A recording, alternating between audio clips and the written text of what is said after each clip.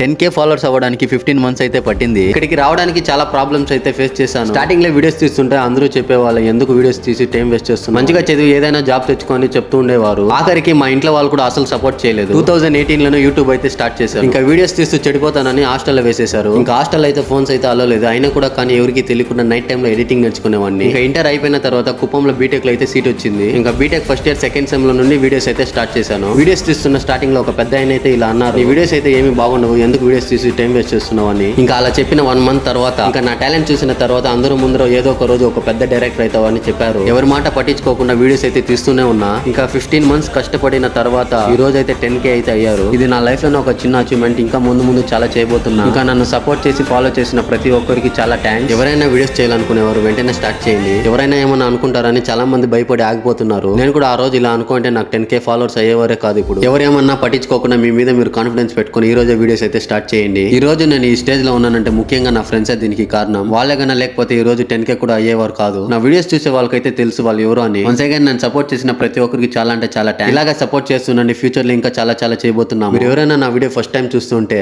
Like చేసి follow and subscribe చేయండి. Next వీడియోలో కలుద్దాం.